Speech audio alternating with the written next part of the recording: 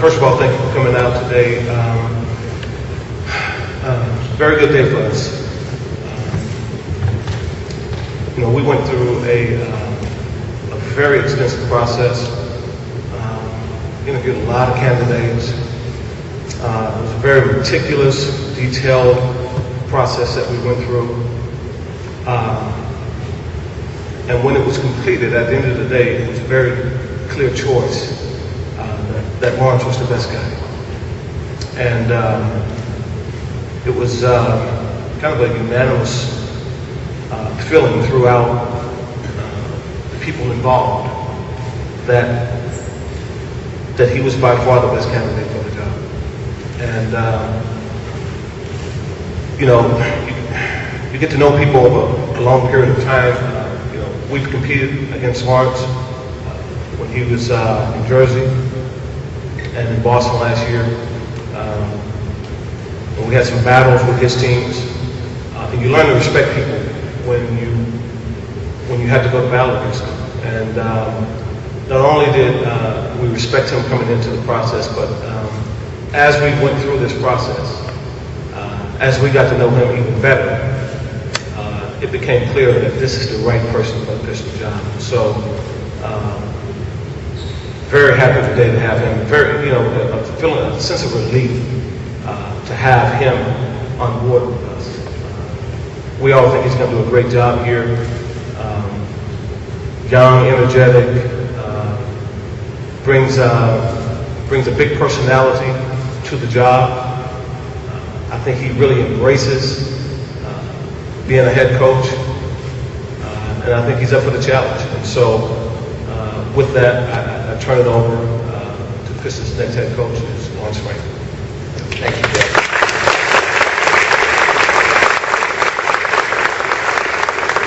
They forgot my booster seat. That comes next. But first of all, I'd like to thank Joe.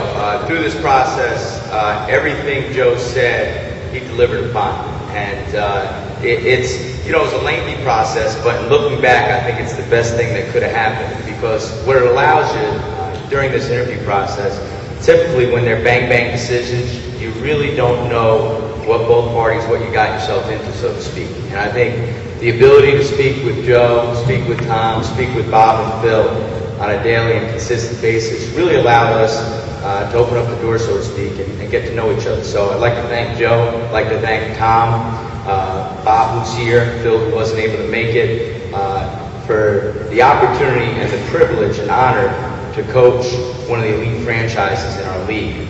Also, not to make this like the Oscars or the Grammys, but anywhere I go, I always thank. I'm blessed to have a beautiful wife, two beautiful daughters who weren't able to attend but are extremely excited. Obviously, mother and father, two brothers. And I want to thank all the coaches that have helped me to get to this spot. Joe mentioned last year I was with Boston. Danny, Doc, Wick, and the ownership group was super. I learned a lot from them. And a special thanks to Rod Thorne, who gave me my first opportunity in New Jersey and has always been a great mentor. I'm extremely excited.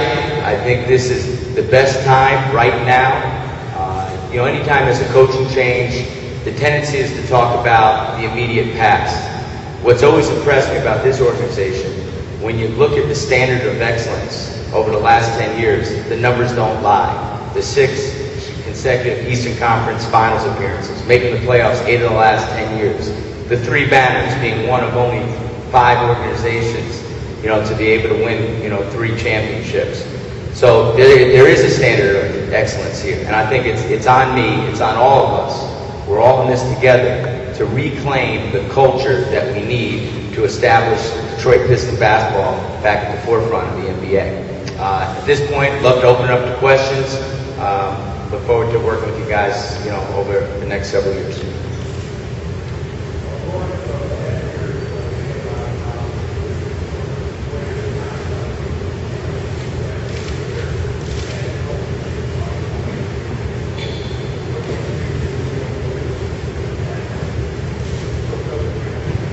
Well, this is, I got to answer questions a little bit differently than we normally would, based on obviously the current status. So I'm going to speak in general terms and then get specific. I know this is a little bit of a maze here. So I would think, first and foremost, when you talk about changing the culture, it always comes down to this. Well, what kind of culture do you want? And I think that the culture always starts with the work ethic. And I think when sitting down with Joe and sitting down with Tom and his group, the thing that made it so easy for us is that philosophically, the foundation, our core values are identical. So it starts with the work ethic. It starts with investment versus entitlement. I think you get yourself in a lot of problems when you feel you deserve things without working for it. You have to earn your way every single day. So it's investment versus entitlement. It's about accountability. You have to do what you say you're going to do. Now, the head coach has to enforce the accountability. And confrontation is healthy. It's not always a negative thing. But to teach, correct. I think any player I've been around, I've been fortunate. Joe obviously is a Hall of Fame player. I've been around 7 Hall of Fame players. Every player I've been wants their coaches to challenge them and wants them to connect. So you have to demand, but you also have to be fair. So I think with your values, it's one thing to have them, but it's a totally different thing to enforce them. I think that falls on my shoulders and on the team's shoulders. Coach, over here to kind of follow up on that one. The perception might be for people to take their first look at you and say, you're a player, this organization who have chewed up and spit out the last 2 coaches. They could look at you and say, we're going to have an easy time with this guy. How can people be confident that you are going to be as tough in your actions as you're saying in your words right now? Well, one thing, anyone who has to look at me for a sustained period of time, I feel sorry for my poor wife. That's why she's not here. She said I can only handle it for a little bit. I think it just comes down to your actions. I mean, look, if you don't back up what you say, then basically no one really trusts what you say. And that's regardless if you're a coach or any walk of life. I think, I do have a little bit of a track record with teams I've coached in regards to backing up what I say. But it's what we do every day. It's our habits that define us. So I think, as much as this is a press conference, and unfortunately we have to talk about me just because of what we're going through as a league, it's going to come down to the product we put on the floor. And I think first and foremost, we have to embody what this city has been about and bringing that blue-collar, lunch pail mentality. And these banners, there's a reason why. So I know unfortunately now we have to talk, but we'll just have to see. And this is what we're going to do, and this is what we're going to be about. And I think it starts with the DNA of the players. We can't get into specifics, but Joe, Scott, all of us together in terms of, well, what is a Detroit Piston? And it starts there, and then it's holding us accountable for our core values and our tenets in terms of what we're going to be about. To your left. What kind of coach are you? What kind of team do you want to have? Certainly there have been offensive coaches here, defensive coaches here. What can you tell them? Yeah, I think when they, look, first and foremost, if you want to get specific, is we're going to be a defense-first team. We're going to be an excellent rebounding team. We're going to be an attack team on the offensive end. We're going to be a high assist, low turnover team, and we're going to have great team spirit and unity. In terms of a coach being offense, defense, and this is probably come and go probably the last 5 or 6 years. Look, basketball, there's 5 guys that play the game. It's not football where you change 11. You have to be able to coach both ends. But we're a defense-first team, and I think, look, that's a proven winner. Now, it's hard to defend, and we're going to have to learn how to get past hard. Because everyone, hey, look, beginning of training camp, 30 coaches are going to say we're a defense-first team. At the end of the day, we know that's not going to happen. So it's a collective effort and mindset and trust, having a system, believing in it, through good and bad, but that's what we'll be. Coach Frank, Vintos, Detroit Free Press, how you doing? Hey, Vince, how are you? Doing good. Anyway, you've been away from being the top chair a couple years now, 09, 10, I guess was your last season. Talk about what you've learned in the interim, specifically your time at Boston. You talked earlier about what you learned. Talk about what you've learned. Yeah, good question. Working for Doc was a tremendous experience. To me, Doc is elite, and I think the reason why Doc's elite and he's a total package is it's all the experience he's had. So you can, obviously the most recent memory is the championship, but Doc also was part of losing a bunch of games in a row, and I think all those things helped shape him. With him, he's done a great job of getting the buy-in, of creating the buy-in with the players, seeing how he delegates to his staff, seeing how he stands for what he believes in, getting the best players on board to make sure they embody what the team's about, making sure that no one's bigger than the team, and holding people accountable when they do go against it. There are a lot of things I learned from Doc. It was a tremendous experience for me to be in that organization, so I learned a great deal. Coach, a little bit right here, a little bit to your left. Gotcha. Right. You spoke in generalities about dealing with players on a one-on-one basis.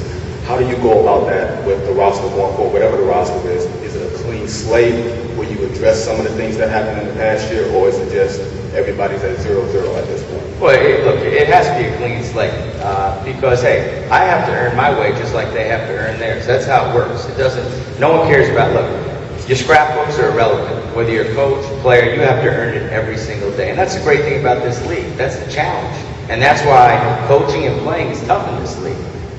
So I think we're all going to embrace that challenge. I think communication has to be honest. You have to be fair, and that's all players want. Is the very, very bright guys play in this league. You're not fooling anyone, but you have to be honest, you have to be fair, and you have to be consistent.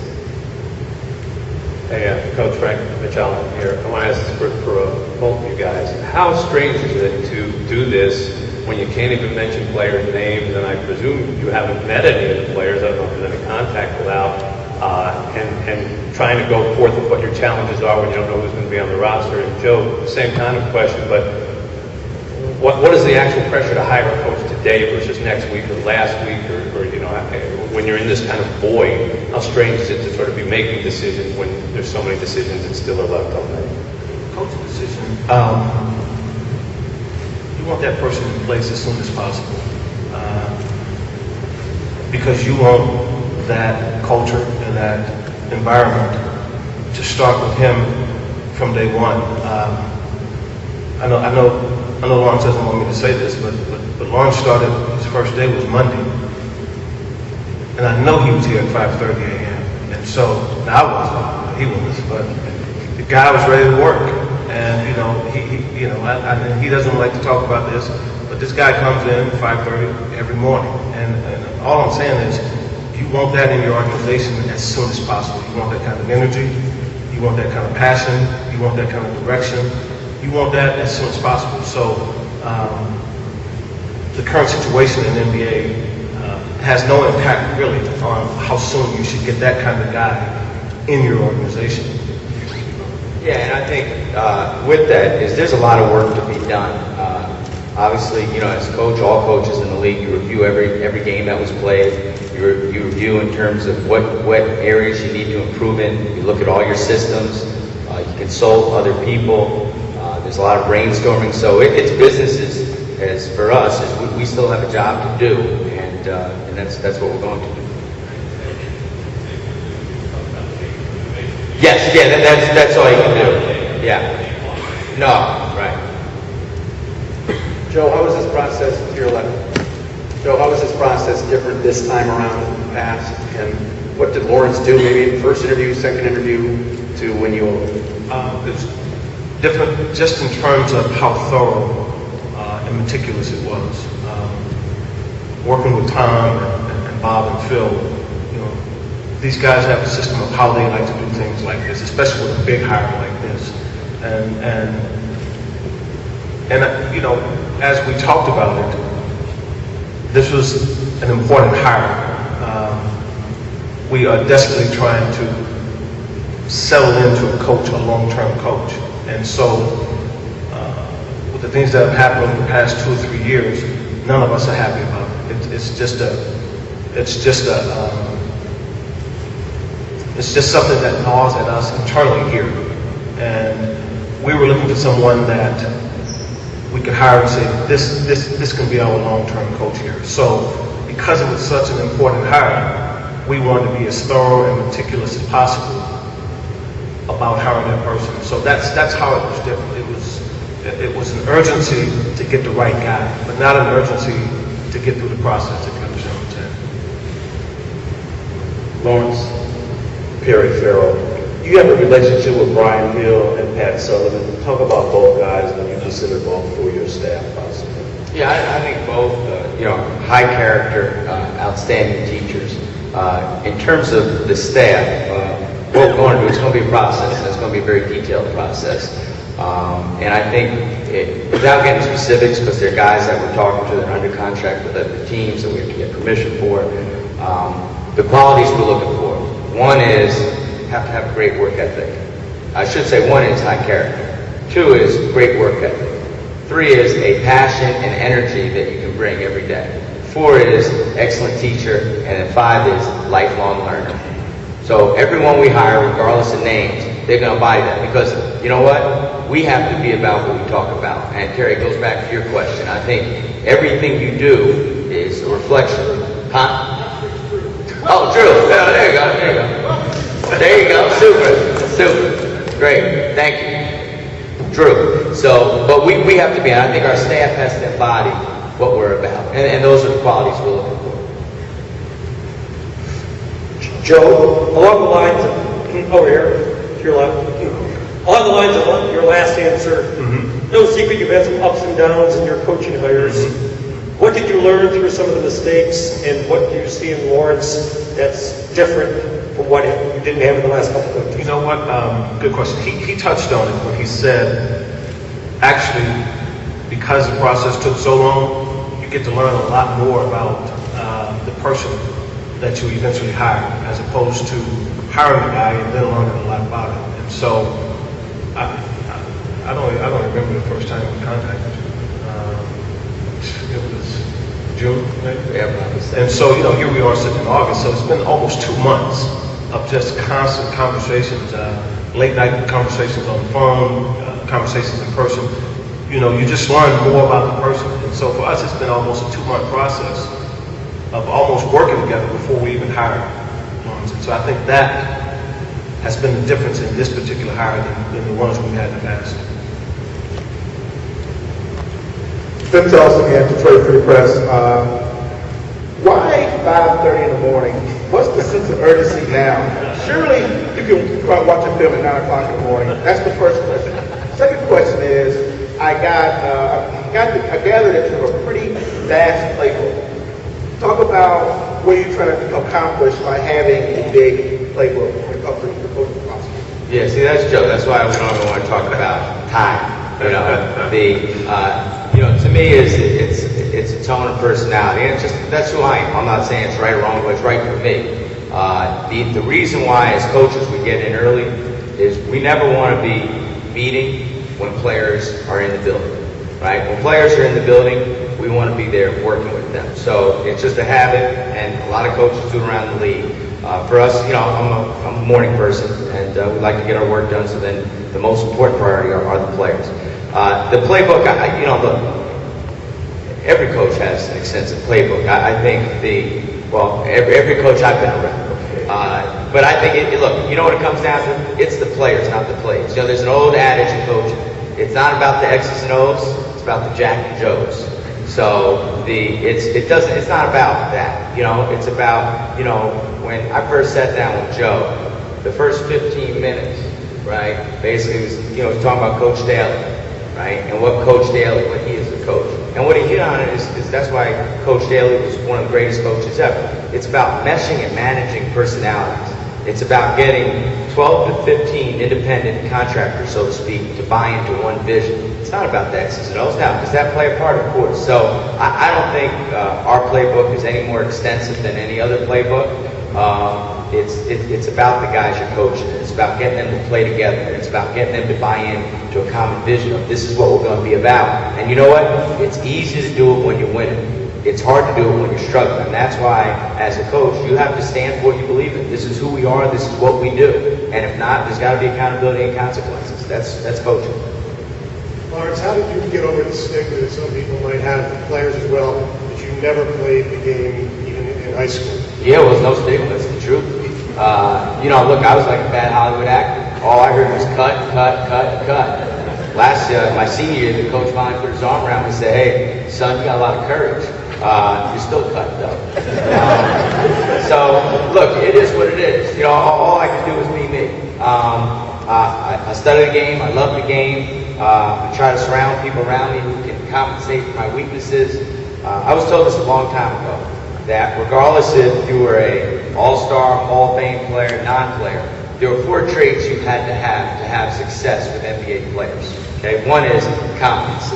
You have to know your subject matter. Two is trustworthiness. Can they trust what you're saying? Three is reliability. You're going to be there every day. And the fourth one was sincerity. So I took that to heart a long time ago, and hopefully it's helping along the way. Lawrence, you come from Boston where, you know, they pulled together the big three there. We saw what happened with Miami and dealing with those guys. We saw Dirk Nowitzki be a superstar and win a championship here. You could argue that the Pistons are sort of a team without a superstar, at least on that level. The last championships that they won, they also did without that type of superstar. Do you feel with the way the game is today that it's possible to win without that, given the way that the super teams seem to be forming? Yeah, and again, Mitch, I kind of got to talk in general terms, you know. So, look, there are a lot of different ways to get it done.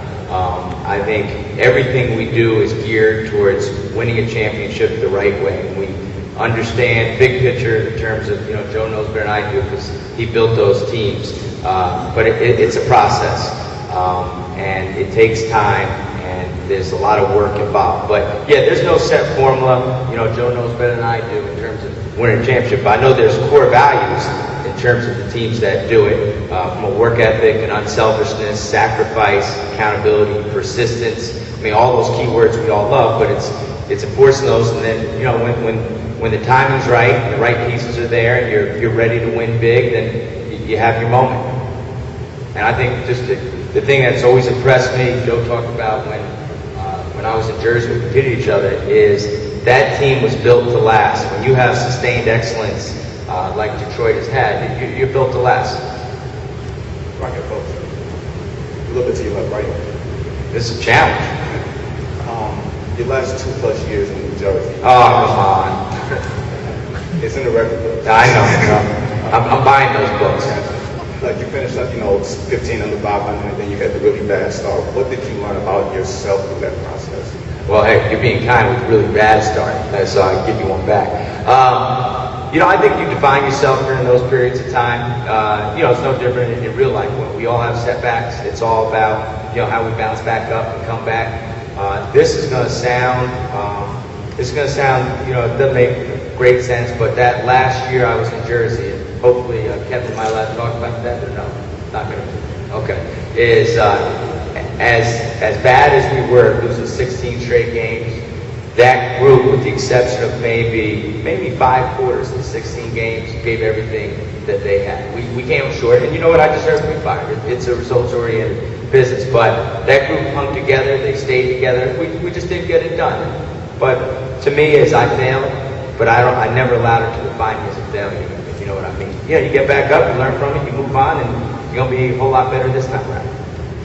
Joe, what's the goal of the organization right now in terms of, are you in a rebuilding mode? Are you trying to get to the playoffs? Are you trying to win a championship now? What is your timetable? I think that the timetable is to get back on the right track as soon as possible.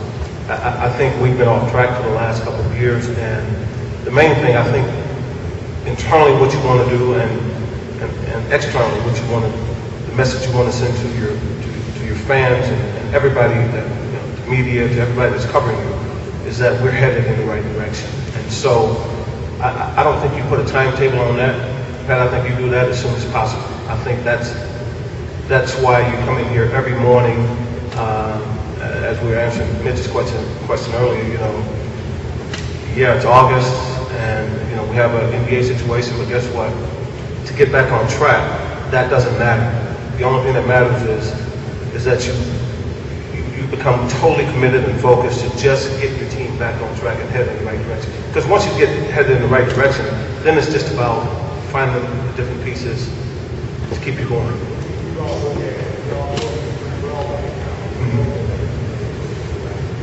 We all know you pretty well by now, and what happened the last couple of years is the complete opposite of everything that you've been as a player and as an executive. Is it personnel out of it? Is it an attitude thing that you guys have got to change around as an organization? Because that was just so different. Absolutely. How do you go about that? How much does Lawrence play into that? It's look, you guys have been here up close and personal. You've seen, we don't have to rehash everything that you've seen the last 2 or 3 years, but you've seen it. and you know what you've seen, and so, you know, we're never going to sit here and throw anybody under the bus. But how much is he going to have to do with it, Pat? He's going to have a lot to do with it, because the guy sitting in that seat, you know, he truly becomes the face of what you're trying to do. And so I like his energy. I like his spunk. I like that he has, you know, he has swagger about it. And you got to have that. And guys will follow that. They'll follow guys like that, you know, regardless of the situation. Regardless if you play basketball or not, it doesn't matter. They're going to follow guys that bring that kind of confidence. So, you know, the main thing is to get back on track, man. That's the main thing. Thanks, guys.